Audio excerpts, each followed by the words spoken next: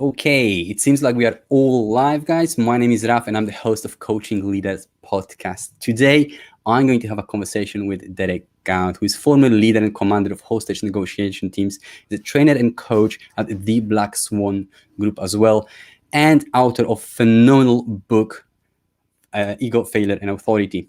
Oh, I've messed it up already, guys. Ego, Authority, failure. A little bit stressed, a little bit nervous ahead of this conversation. You gotta forgive me, guys. I'll shake it off and I move forward. So first of all, Derek, thank you very much for being so generous with your time and sharing it with me today. Absolutely. Thank you for inviting me, Ralph. I'm happy to be here.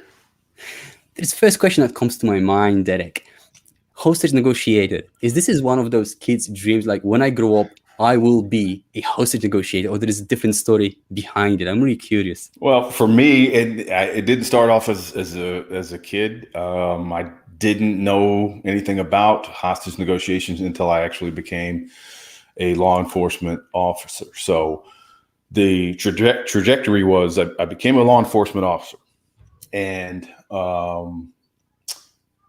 this was during the heyday of the crack cocaine epidemic in the U.S., and it was a scourge on the streets of our nation's cities.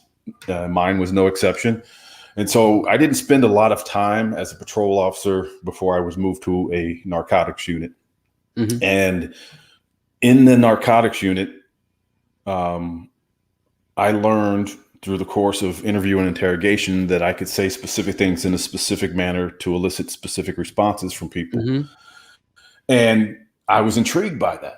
And so I knew right away that I wanted to be a detective. And so when the opportunity presented itself, I was able to apply for a position within the criminal investigation section, where the majority of my job was spent trying to get information from people who were not inclined to give me that information. They would give it to me, but they were hesitant because of exposure to the criminal justice system, being viewed as a cooperator with the police, or fearing for their life.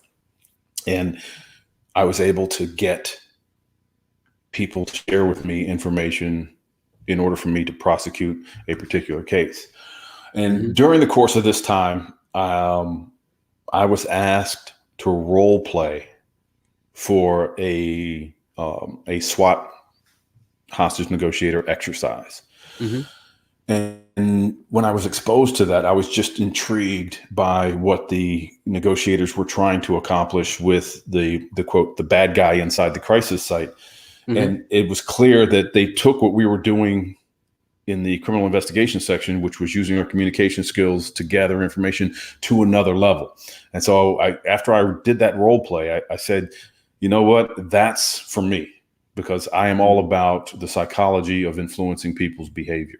And that seems to be what they were doing as hostage negotiators. So in 1997, the opportunity came up. I competed for a slot. I was granted one of 5 vacancies on the team, and I never looked back. Wow, that sounds like a hell of a story, and something that you wouldn't change if you go back in time, right? Mm-hmm, for sure. You've mentioned that the psychology behind asking the right questions and getting the information. And I like the phrase that you also use, that you were selling the jail time. Mm-hmm. Now, one thing that I got from your book is that you weren't really leading or going to conversation leading with that ego, with that authority, leading with that badge forward from in the front, and reminding that you, the authority, you have the whole law enforcement behind you. There's a SWAT team behind you, and I need to execute, and you're gonna do what I want. You had to do something differently. Yeah. That reminds me what managers tend to, and how managers tend to behave in the workplace, and especially in the sharing feedback. I can hear so much authority and ego in the language. I'm not sure if it's deliberate or not, or picking up the habits, but this language of, I need you to do this, I want to do that, I don't want to see this again, is just fueled with ego and authority. And sure, I don't have all the answers how to disable it. I became curious about 2-3 years ago about it. But how do you disable this ego and authority so you get the result that you want from people? Well, first of all, you got to realize the hierarchy is recognized by everybody.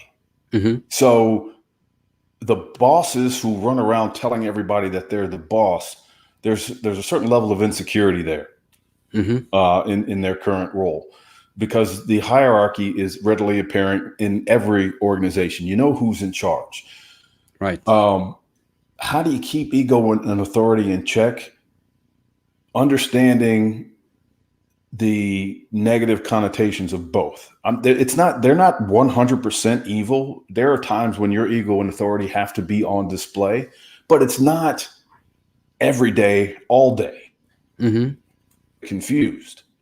They tend to want to push their agenda because they can, not because they necessarily have to. And so the sooner you get your head around what you have on the title screen there, treating your employees as if they're hostage takers, treating them with the same level of deference that we do hostage takers is paramount if you want to be effective as a leader. It's paramount if you want to influence. It's paramount if you want to get cooperation, collaboration, and buy-in from the people who are your direct reports. Sure, you can bark an order and make them do it, but I want to ask and have them want to do it. And there's a difference. Yes. I want that person to have enough confidence in me that I have their best interest at heart, that if I tell them, I want you to bow your head and run into that brick wall as fast and as hard as you can, I want them to say, "You got it, boss," and not ask me why. That's the kind of rapport and trust that I want to build in my direct reports. And it starts with me deferring to them. It starts with me subordinating myself to them. It starts with me demonstrating that I understand this is what it looks like from their perspective. The faster you do that, the faster you'll get buy-in. But it's not an easy task, because we've been predisposed and trained to use it as a shortcut, if you will, to get what you want, because I have this superior position here, and you parent kids, you teachers, older siblings, and in the workplace, it's just manifest yourself that way. And for me, it also manifests in the language and how I communicate with myself and with people around. Now, what are the language tricks or ways we can use that will take away this authority, and we will stop communicating so obviously, maybe not intentionally, but we tend to communicate that I'm the boss, I'm in charge, and I want you to do this. Now, when I was reading your book, I read this phrase, tactical empathy, which to me, it's almost oxymoron. Like it's against what I thought empathy is until I read your book. And my guess is that is the solution to the situation. Tactical empathy is the solution to any relationship. Any relationship. Take it out of the workplace, put it into your personal life. It doesn't really matter. Because at the end of the day, people, regardless of where you come from, people want other people to understand how they feel, what they're going through, their circumstances, their predicament, and the negative dynamics and emotions that are associated with it. And the faster you can display tactical empathy, and that, for those who haven't read the book, that is the deliberate attempt on your part to understand, to recognize and articulate the perspective of another person. It's not feeling what they feel. It's just understanding that they feel that way. It's not agreeing with, and it's not necessarily about liking the other side. You don't have to agree with them. You don't have to like them or their position to demonstrate tactical empathy. That's why we call it tactical empathy, because it is deliberate and it is strategic. And we do it because we know it works. I like to say that the best purveyors of tactical empathy on the planet are hostage negotiators and sociopaths, because we both use it because we know it's effective. And so the sooner that you can do that, the sooner you demonstrate to the other side that you are listening to them, that you get them, that you understand where they're coming from. That's what people hunger for. And it starts by your listening to them on a deeper level. There's, in every difficult conversation, there's going to be a presenting dynamic. There's going to be a latent dynamic, and you're fine if you're demonstrating an understanding of the presenting dynamic, but you're in a much better position if you can demonstrate that you understand what's going on with them under the surface. And that's what tactical empathy is all about.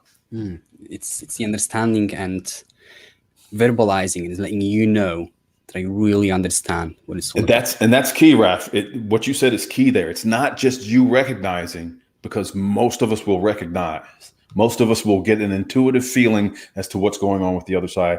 Where we fall short as human beings is articulating it. Unless you articulate it, the other side does not know that you understand, does not know that you get it. It will create their own assumption. We're all creating our own assumption in that conversation. You've used the one word that caught really my attention: the faster you can get it. And as I was reading your book, you've mentioned the accusation audit, that we should do it right at the beginning whenever possible. And that in itself scared the heck out of me. Because you just said that we need to verbalize what we think and what we feel. And the accusation audit is something that we all have in our minds, but we never, ever verbalize it the way you guys do. Could you just tell us a little bit more about the accusation audit and what makes it so effective? The accusation audit is it's merely a preemptive identification of the negative thoughts, assumptions, and impressions that the other side, whoever you're conversing with, has about you, has about what you represent, has about the conversation. If you are going to engage in a difficult conversation, for example, performance feedback. Yeah. Performance feedback is going to be a difficult conversation. I don't care how many categories you rate them outstanding. That one category where you rate them as just meeting requirements, they're going to have a problem with it. And so that part of the conversation is going to become difficult. You got to get out in front of that stuff before you lay it on people. So the preemptive labeling or the preemptive identification of the negative opinions, assumptions, and impressions that they have about you, your message, and who you represent. Automatically, there's going to be something negative about the interaction that they're thinking before they even say it. And if you know that you're going to have a performance review with an individual, put yourself in their shoes. If you were them, what would they be thinking about Raf? What would they be thinking about this performance review? One of the first things that it's getting in a way in terms of feedback conversation is this constant guessing of your intention. Are you with me or against me? What's the reason you're sharing feedback with me? And if it's contradictory to what I believe and I thought about myself, I will first guess your intention being malice against me rather than accepting my responsibility and role in that. So I'll push it back at you. You're not being fair with me. You're not being reasonable with me. And so those are three accusations audits right there. This is going to be a difficult conversation. You're probably going to think that I'm being unfair. You may be thinking that I'm trying to impose my will, and you may even think that some of these ratings are arbitrary and capricious. And I would just let that sit for 1, 2, maybe 3 seconds. Right. And so what this does for the person that you're dealing with is it takes them, they're in their mind, they go to the far end of the fear spectrum, and they start thinking about all kinds of crazy things that you could be ready to say. They have no idea what's going to come out of your mouth next. But whatever it is, they're thinking that it's not going to be a pleasant thought. And once you do get into the meat of the conversation, they realize to themselves, this is not so bad after all. It's not as bad as what I thought it was going to be. The other thing that it does, the accusation makes it so effective, is there is no clearer way for you to demonstrate that you're trying to see it from their perspective than for you to start verbalizing things that they haven't said yet. Getting it right, getting it wrong is immaterial. It doesn't matter whether you get it right. You're not looking for confirmation. You're not looking for them to agree with you. Say, yeah, I was thinking that. Or you're not looking for them to say, no, I wasn't thinking that. Though you may get either. It doesn't really matter. What you're trying to do is just demonstrate from the very beginning, I have your interest in mind. Mm-hmm. This is not me just pushing my opinion out on you. I really care what you think about what I'm saying. Right. So let's just jump a second away from the accusation, and we'll come back to it in a second. You spoke about the Mahrabian rule, which is one of the most widely misrepresented and misquoted rule and research out there. And when I think about this tone of the voice that I should use when I do this accusation audit, I imagine myself, or most managers having this tendency of being, well, I know it's going to sound unfair, and I know this, and I know that. My guess after reading your book is that's not the tone that I should take, because it's very, I'm not certain, I'm not sure what I'm saying, and I'm trying to make myself the nice guy here, actually. Do I get it right, or what's the tendency here? I tend to want to convey seriousness and confidence without being offensive during a performance evaluation accusation audit.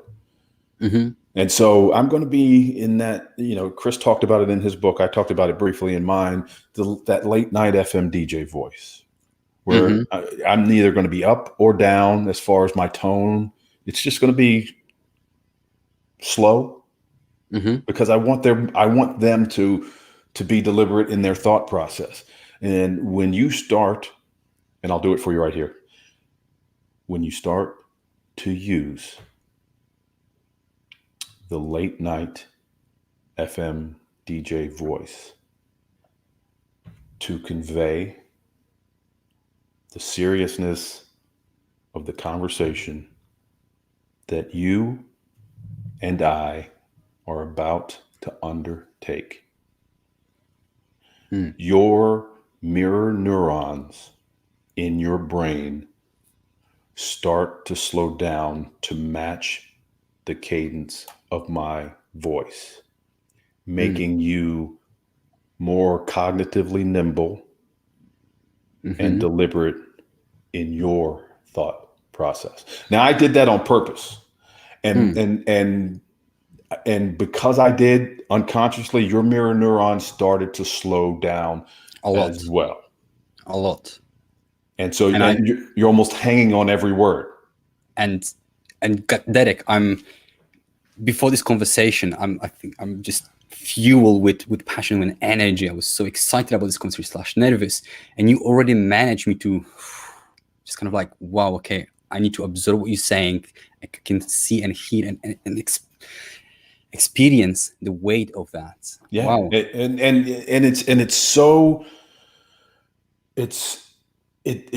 It's the accusations audit delivered that way is so powerful because it allows them time to think. It allows them to go to that, as I mentioned earlier, the far end of that sphere spectrum, and it ultimately makes whatever you say next easier to absorb, easier to accept. You're softening the blow, so to speak. Yeah, so you mentioned take it straight away into that far end of spectrum of feed. Now, when I take it back to feedback conversation, another mistake that lots of managers do to try to clarify the intention here is to serve this feedback sandwich. Start with something nice. Hey, this is what you're doing good. This is what you're great at. Then is the real meat here, and then something nice again at the end. And what tends to happen is, I know there is something going to happen. There will be that shoe will drop in a minute or two. I don't know when. What you're doing is you taking me to the state and let's just clear it out. Let's just not hanging you in this uncertainty for so long. And let's just get you right at the beginning. Let's just address it so we can now move forward. And people who have been in the professional world long enough, they know about the feedback sandwich. They know, especially if they know that there's a problem with their performance beforehand. They know it's coming, and so why wait? Why put it in a sandwich format? Let's talk about what the issues are and how we're going to address the issues, and then we'll end with all of the positive stuff. It's a bigger lasting impression. Right. the last impression is the lasting impression. And so the feedback sandwich, so to speak, has often been described as best practice in the world of management. And sooner or later, best practice becomes common practice. And so people are now aware of it, and they're like, okay, he's going to compliment me for about 2 minutes, and then he's going to drop the hammer on me. Mm-hmm. And then Exactly. he's going to compliment me for like 2 minutes after the fact. But the problem is, once you start, if you haven't mitigated the negatives associated with the middle of that feedback sandwich, they're not thinking about what you're telling them when you get to the back end of that sandwich and you start giving them a lot of positive feedback, because their brain is still back where? The brain is still back where all the negative feedback took place. And so with the feedback sandwich, the back end of that sandwich is being ignored. So we have this accusation audit we approaching with that late night FM DJ voice and tonality. What would be the next stage? Now, intuitively, what I would do, and something that I also coach, is to clarify that intention, is to remind what we hear, but not because I'm the manager and you're the employee. Likewise, I'm the hostage negotiator, you're the hostage taker. So Raf is here to help Derek. And you've mentioned that you want to become that hostage negotiator in the future. So this is going to be a conversation. It may seem like I'm being unfair. It may look like X and Y, but we're here to help you to get where you want to move. That will be my intention to do, or my instinct. What's your process of, once you finish the accusation audit, what are you moving into? Are you allowing the other person to speak? Because you mentioned don't let them to confirm, or you don't looking for the confirmation. That's what you said. Yeah. What am I doing if I do my accusation audit? So immediately after the accusations audit, you're gonna. Well, let me back up. During the accusations audit, you may not get feedback, but you're going to be on alert for it. If I say, Raf, you're probably going to think that this is a complete waste of your time. You're going to think that I'm trying to impose my will, and you're over there and you're nodding your head. That's good data for me. That's good information for me, because I know that I'm in the ballpark. I know that I'm resonating with you. But if I get to the end of once I get to the end of my accusations audit, I follow on with a summary as to why we're here. To your point, we're here today because this is the annual or the mid-year performance review, and we're going to talk about your progress to this point and address any concerns that you might have, and so that you understand what my expectations are. Something to that effect, and then I just follow. It sounds like you have a vision on how this performance feedback should play out. What's your vision on how you've performed over the last 6-12 months? And get them to open up to you as to how they think they've done. And you're listening because you're going to mentally compare it and contrast it to what the actual review looks like from your perspective. And then if I would follow it on with a no-oriented question. Are you against me sharing with you how I've seen your performance over the past 6 to 12 months? You notice that's a no-oriented question. Are you against me sharing with you the evaluation that I've conducted over the past 6 to 12 months? It's a minor thing. The no-oriented question protects the autonomy. Why are we trying to protect their autonomy when we're in a superior subordinate relationship? Because we're still trying to be deferential, and we're doing it for cumulative effect. There's not going to be any one of these skills that's going to move the needle with your direct reports during these conversations, but you want to keep demonstrating that you're trying to do this in a deferential manner. And so the no-oriented question is one of the best ways to do that. And so the no-oriented question, are you against me walking you through my evaluation of your performance over the last 6 to 12 months?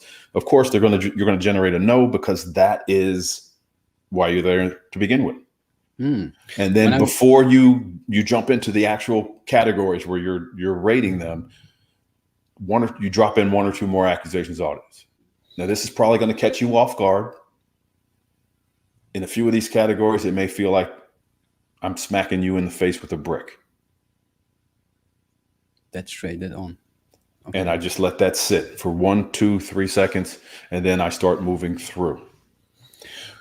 This is it's kind of counterintuitive to what we've been told or primed to behave like almost.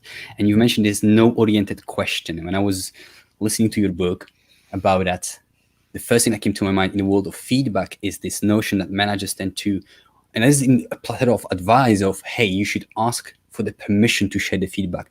Is it okay to share the feedback with you? And I'm thinking, well, this is against what you're saying. It's different. And I don't like that question for a few reasons, for different reasons. Like, I wouldn't change that question for no-oriented, but my understanding for over the last few years and the way I'm overcoming it is that this is a wrong goal to have, to approach conversation, ask, would you like to share the feedback? Would you like me to share the feedback with you? Because I know you need it, actually. You have your own goals. And that question, in the first place, if there is authority here, I'm not really leaving you that much space, do I? Because if I say no to my boss, then what? Right. And here's the other thing. It's like I said, it's a minor thing, but people are yes addicted. They're addicted to yes, and they're yes battered. And so yes has become a dirty word. Yes means obligation. Yes means commitment. Yes means I have no room. You're giving them a choice when you change it to a no-oriented question. They feel like they have an option because you're not driving them for a yes. Clearly, you want the yes because you think that you're giving them control of the conversation by asking permission. But the reality is, when you are driving, when you ask a yes-oriented question, people internally get defensive, even on a small scale. They cringe. They would you like me to give you your evaluation now? They're like, go ahead, give it to me. Whereas saying no is protection. Feels a little bit better, and it's all about the emotional state, right? So the way I always view it and talk about it is what you want to do during feedback conversation is to make sure that your employee or the person that you're sharing with is in that receptive state, meaning providing autonomy, meaning being fair, being perceived as fair. And perception is very important here, and intention, and the mismatch. And so if you, like you've mentioned, if you the verbalizing the no, it feels a bit safer. And so you've just added a little bit more safety into the environment around me. Therefore, you're more likely to engage in the feedback conversation openly and close. And if we keep on adding those moments when they then they will be just consumed with defending themselves and protecting themselves. That's exactly right. Because why do we defend or protect ourselves? Because we're being attacked or we're being threatened. When we're being attacked or threatened, negative emotions are raised. When negative emotions are raised, the amygdala gets activated. When the amygdala gets activated, it impedes what's supposed to be going on in your prefrontal cortex. And when negative emotions and dynamics are present, to your point, the person that you're dealing with is actually dumber than what they should be. Yep. If people are in a positive state, their brains work up to 31% better. So you got to ask yourself, when you're doing these feedback sessions, do you want your direct report to be dumb while you're moving through the evaluation, or do you want them to be as cognitively nimble as possible? And the answer is the latter. You want them to be as smart as possible. And that's one of the reasons why you have to start with accusations audit right at the beginning, and then right before you're about to share bad news with them. Got it. So there is something that you also share in your book, and it's called Quick 2+1, which it seems like it works marvelous. It's just not that easy to do. And I've been practicing, not for a long time, relatively short time, but it's you're asking me to change my 38 years old habit. And it's not an easy task, but there is a simplicity to it, and the effectiveness is just incredible. So could you just walk us through what actually 2+1 is, and then we can break it down a little bit further? Okay, so the Quick 2+1 is just it's a package of 3 specific skills. These I would say that these are 3 foundational skills within the Black Swan method. The quick two are labels and mirrors.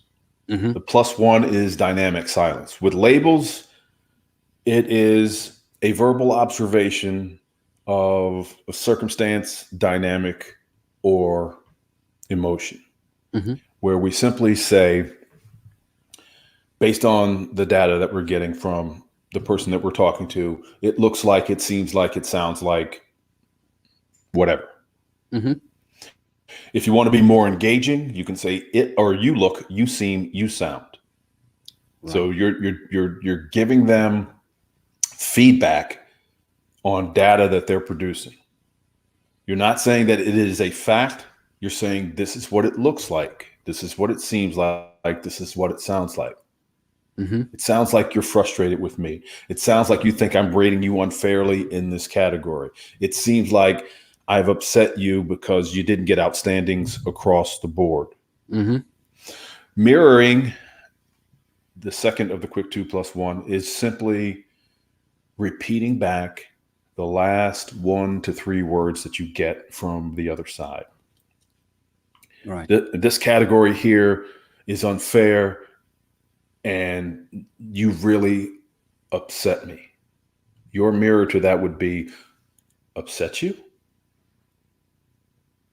And you notice, well, maybe you didn't notice, but you can turn it into an interrogatory or you can turn it into a declarative based on how you inflect.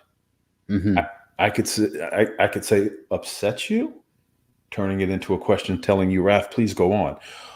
Or I can inflect downwards and say, upset you.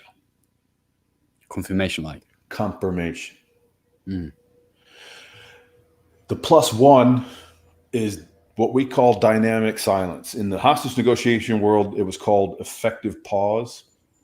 We switched the name to dynamic silence because it's an intentional move on our part to keep the conversation going. You intentionally create a void in the conversation to keep the other side engaged. And it's effective because people don't like silence. Silence makes them uncomfortable. And so you can use that to your advantage by just shutting your mouth. It's a very effective prod or encourager for people to continue talking. It's very effective in response to an angry outburst by the other side. Just shut your mouth. For those of you who think it's going to be uncomfortable, I promise you won't have to go longer than 9 seconds. That's usually how long it goes. That's the outside. The average is 2 to 3 seconds before the other side says, I don't like this. I better say something.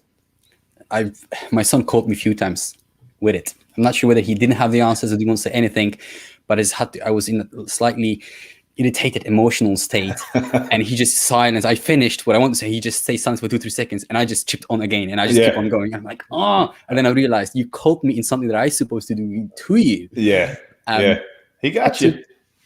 During this conversation today, I'm practicing my silence, not necessarily to stay silent between the questions, but I have this tendency to finish my question with right. So I would paraphrase what I want to say, and I would say right.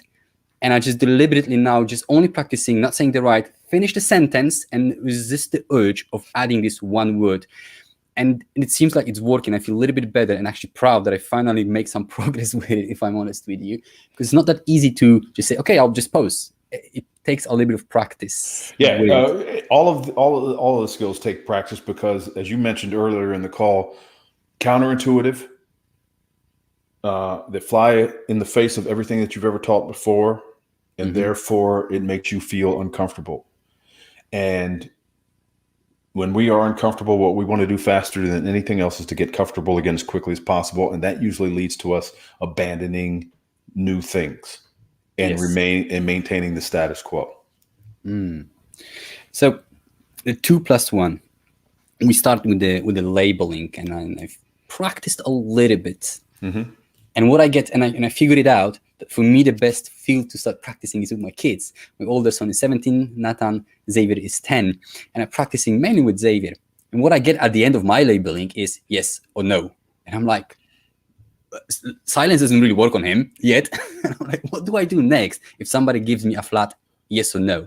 So it seems like you don't like this particular project, or it looks like you're disengaged, and they would say yes or no. What's next for me? All right. So part of the pursuit of changing the way you think about communicating with people is to not get so concerned about what they just said or what they just did, but ask yourself, why did they say it? Why did they do it? Ask yourself, why would someone give me just a yes or no answer? Especially if you're going out of your way to try to determine how it looks from their side, what's going on with them. And so, son or not, anybody who gives you a one-word answer, what are they really telling you? What are they telling you? My assumption is that they just want to quickly get over it and not really open up too much about it. But that's just... Why wouldn't he want to? Let's go deeper. This is what I meant by latent dynamics. Why would he not want to open up and go deeper? Because something will be exposed that he doesn't like, and it's not with what he believes he or she is. He doesn't trust you with the information. So trust me, okay? He doesn't trust you with the information.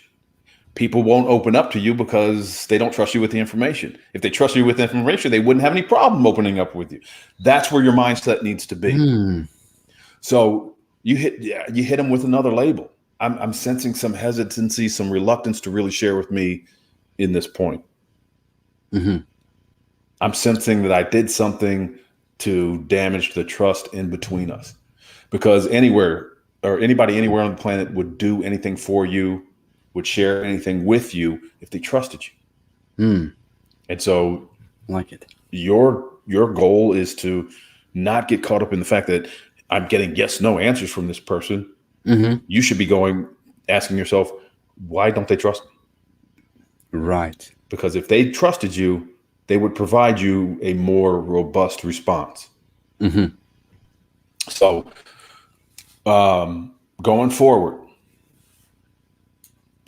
parent to child, supervisor to direct report, you should stop getting yourself wound up because of behavior or statement, and really try to find out what's driving the behavior or the statement. Okay, I understand. Now, something that I've heard from you as you were labeling, and the same thing that I sensed and got from the book, especially the story with the Judy when she was moving to the HR department, is that the labeling was very often focused on, it looks like I've done something, or it looks like a circumstances. But I asked myself, is it a bad idea to label something about you? So the reason why I said that is because the other day I've seen my son playing video game, and he was clearly raging at it. And so I just went upstairs, have a quick conversation. Didn't handle it in the best possible way according to your teachings. I walked away and I questioned myself, okay, I should label it that way or that way. But at both we'll focus on you. So like, it seems like you don't like him. That was my intention. Is it a bad idea to label what I think you don't like or you haven't done, or it has to be focused more on me? So it seems like I've done something to create a situation. Well, it depends. It depends on the circumstance. It depends on the circumstance. Now, so in this case, he's raging at the game that has really nothing to do with you. So you trying to label something back in your direction wouldn't make much sense in that case. The real, how do I want to say this? The real focus of the label should be on the data that you're getting from them. That's all you're doing with the Quick 2+1 is you're taking what they give you, you're going to repackage it, and then you're going to give it right back to them. And so it's always going to be predicated on data that you're getting from them, whether it's verbal or not. Right. So in the case that you just gave me, maybe appropriate label is it seems like this guy you're playing has got you really frustrated right now. Got it. So it's the guy who. Mhm.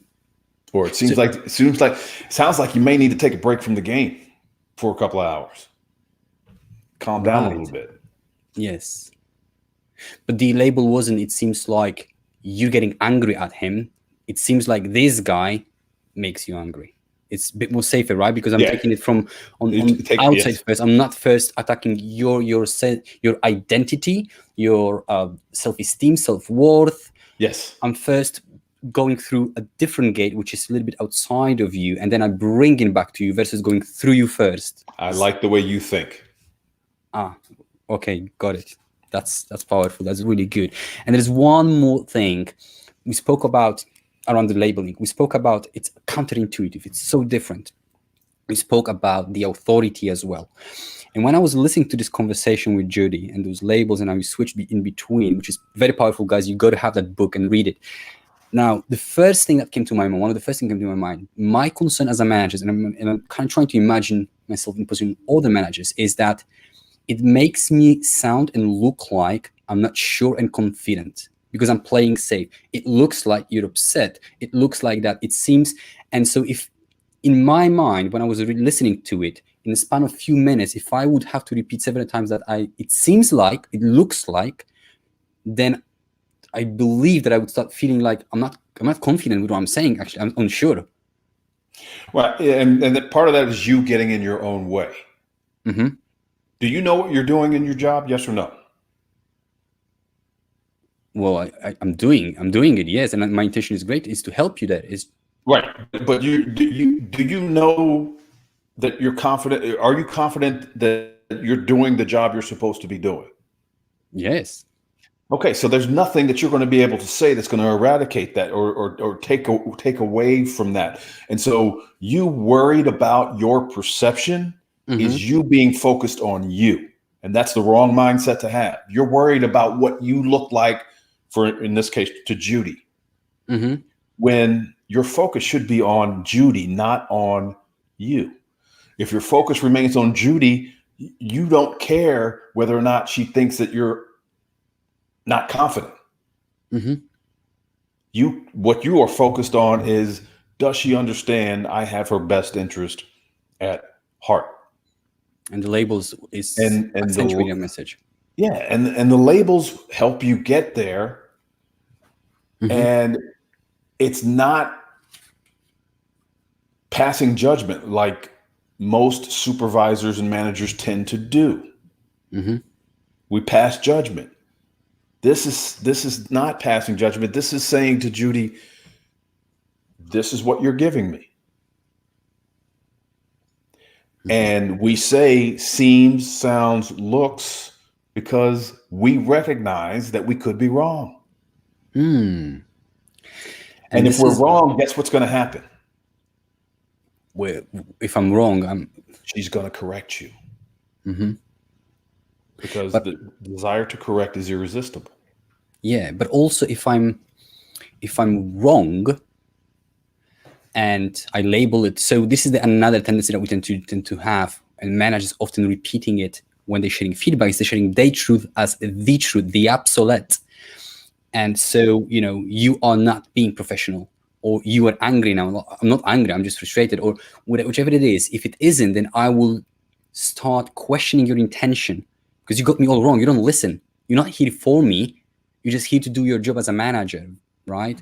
So for me, when I was listening to your book, and it seems like, it looks like, I thought that this is the perfect answer to combating this urge to sharing your truth as the truth, because as a manager we should be right. Yeah, that's the tendency. And our communication style follows it. I'm more senior, more experienced, I know better, I've been through it, so I'm right. And if I'm not right, then you will question my intention, and you said you will correct me, and the conversation, it changes the trajectory now. Yeah, and you're smarter. You're smarter because of it. And it's in the way we set the label up is that it provides you with an automatic safety net. So you tell Judy, it sounds like you're frustrated because we left you to your own devices in a new position. And she goes, I'm not frustrated. I'm angry that you guys didn't have the foresight to make sure that I was trained properly. And your response to that is to go, I didn't say you were frustrated. I said you sounded frustrated. That's all. How is what I'm hearing, seeing wrong? Give her an opportunity to explain even further. But you're getting smarter. You got more data. It confirmed that it wasn't X, it was actually Y. And when you get more data, more information, how does that put you in a worse position? It doesn't. It puts you in a better position. There is a story in your book about your wife that someone tried, I think prosecutor tried to trick her with certain listening skills. And you said what she didn't know is that she's married to a hostage negotiator. And I thought to myself, is this labeling, for instance, is it something that you do constantly all the time, wherever you are, or you switching in between? And the reason why I'm asking this question, because I'm curious, is it a good skill to have, full stop, or we have to switch it on and off? Some personal life, different circumstances, professional one, or I can just set my mind. Because the reason why I'm asking is, can I set my mind to train myself always labeling rather than sharing my truth as the truth? Yeah, that's a great question. Yes, you can train your mind to, and when you say always label, always be conscious of labeling to demonstrate to another person that you're tracking with what they're saying. But by the same token, you want to be conversational. Don't ever forget the fact that regardless of what skills you choose to employ, you're just having a conversation with another human being. Right.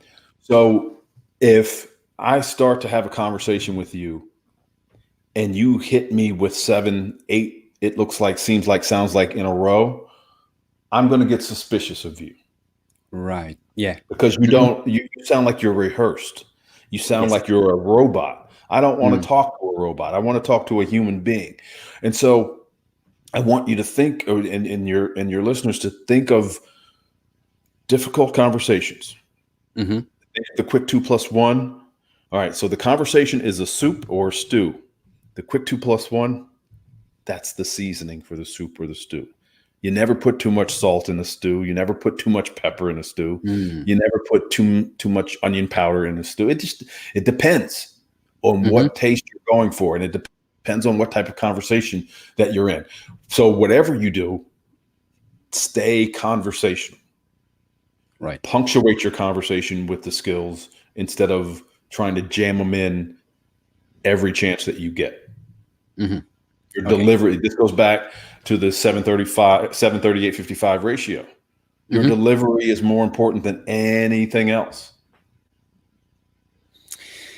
Yes, managers often forgetting that they are in charge of place, time, and emotional state that they're in when they're sharing feedback, and it makes a huge difference. And again, I think when you spoke about that Mahrabin rule and how important it is, I'm thinking, well, the whole feedback game and the trick here is to make sure that my intention of helping you, it's aligned with the perception that it's there. Just because my feedback is great, it's on point, is valid, and I know it's going to work for you, if I'm not mindful about how I'm presenting it, you're just not going to take it, because you will question my intention and you just bounce it back and just walk away thinking you're being unfair. They will drop that F word into the mix. You're being unfair with me, unreasonable. And it's like, I'm not even listening to it anymore. I'm not taking it on board. Yes. If we're not careful, our inner voice will betray our outer voice. Genuineness, projected sincerity are two things that you have to have as a manager, as a supervisor, and transparency. They're hyper alert for whether or not you are sincere, whether or not you are authentic, and whether or not you are open. And if they see those three things in you based on your delivery of your messages, transparency, authenticity, and projected sincerity, they will respond in kind. Those things encourage reciprocity. Spot on.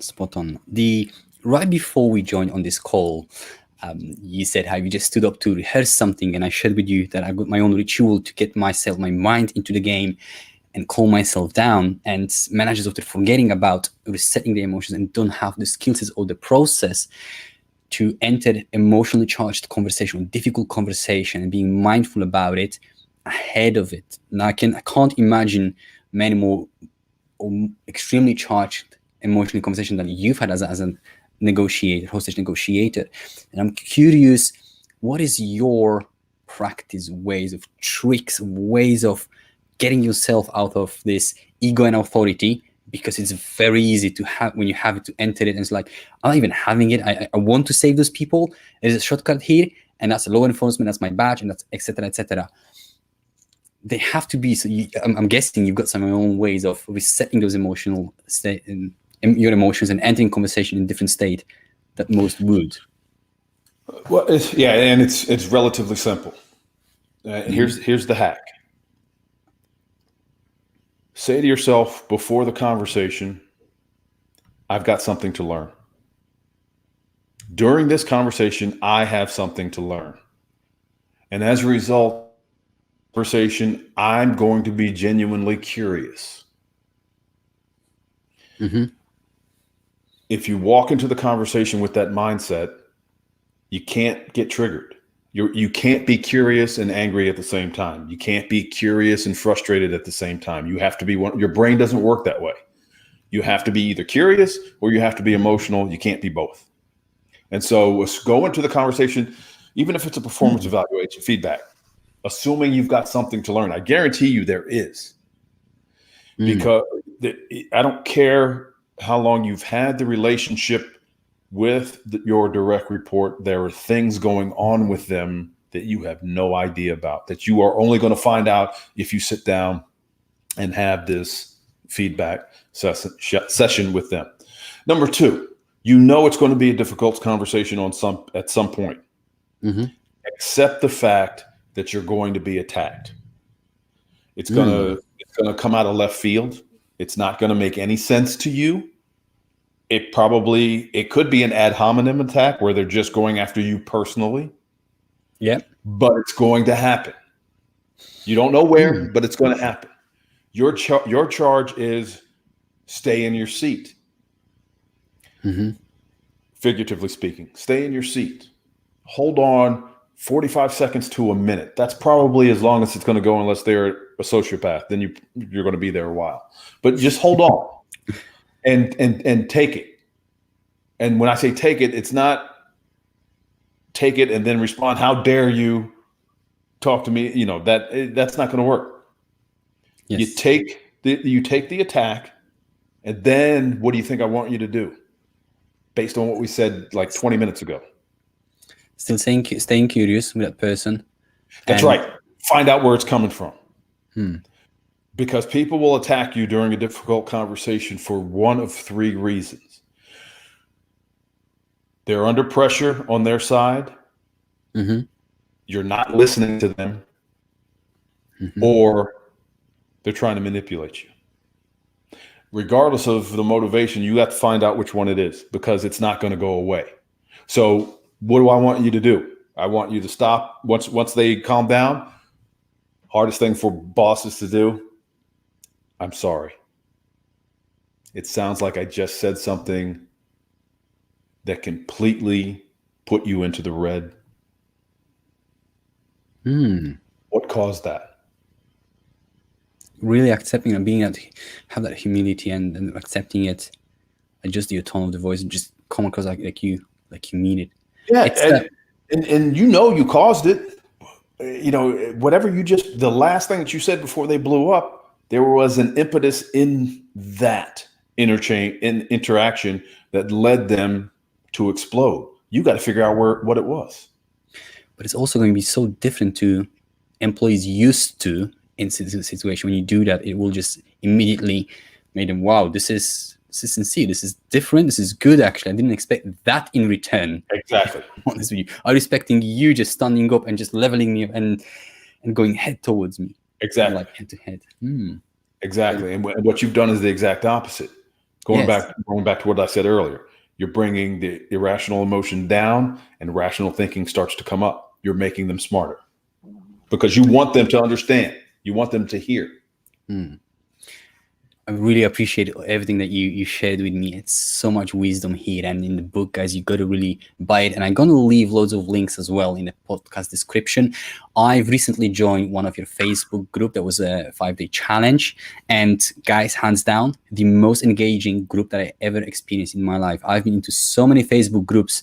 I can't even count. When you build your own business, you know, guys, the drill. You're joining, you see, it's flat, it's mundane. Hundreds, thousands of comments, incredible. And I know, guys, you're building new group as well. Could you just share us a little bit more about that one? Yeah, we got another challenge week coming up on the week of February 22nd. It'll run the entire week, and we're going to give you keyhole looks into a lot of the Black Swan method, a lot of the Black Swan products, and we're gonna have some more interviews of some of our Black Swan fans who've been with us for quite some time to talk about their successes and failures at implementing some of the things that we talked about. And then, and to your point, it provides an opportunity for like-minded individuals from all over the globe to jump into the Facebook group and encourage each other, ask each other questions, and share experiences with one another. So we're looking forward to another successful challenge week. This is the moment when you said I should be careful and mindful how I'm using the "it seems like." In this case, I shouldn't say it seems like a lot of value, guys. There is a lot of value because I've been part of it, and I will be again. I know you have your own book as well. I'll leave the links over there, guys, as well. What are the other places where we can find more about you, your work, and the Black Swan group as well? BlackSwanLTD.com. And of course, the book is available on Amazon, Audible. We are looking forward to a relaunch of the book probably in May of this year with some bonus content in it. And so we're looking forward to that, and a couple of other publications that are going to come out as well around the same time. So I think right around the mid-May we will be launching at least 2, if not 3, new written products. That's phenomenal. I'm definitely gonna grab my hands on it, guys. The Ego Authority Failure is a phenomenal book. It will just guide you like no other book. You know, when I watched your video when you said there's a plethora of the books about emotional intelligence, but it just talks about how important it is, and your book is different. It definitely is. I would just sit down and making notes after notes. Thank you. So incredible one. I just got so excited. I forgot to ask the last question. I've got a minute or so, and there's always the same question that I'm asking every single guest because I'm really curious. Who is or was the best coach-like leader that you work with or for? The best leader that I worked for, probably, I refer to her in the book as Amy. And she and I, at various points in our careers together, she came on the police department a year before I did. And as we progressed through our careers, at some point I was working for her. At another point we were peers, and then at another point she was working for me, and then I started working for her again because we would get promoted at different times throughout the course of the year. And hands down, she's the best that I've ever worked for. She genuinely cares about her people.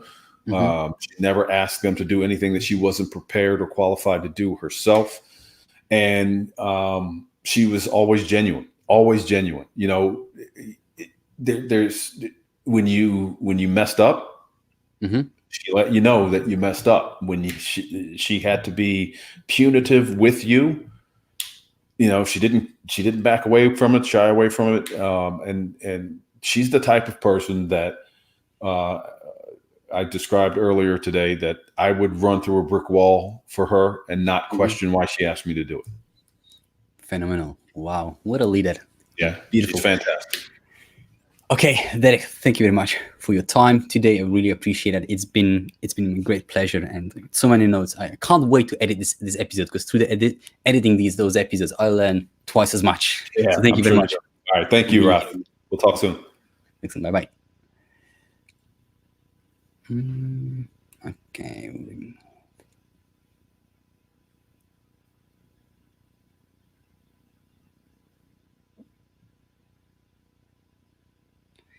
They really have to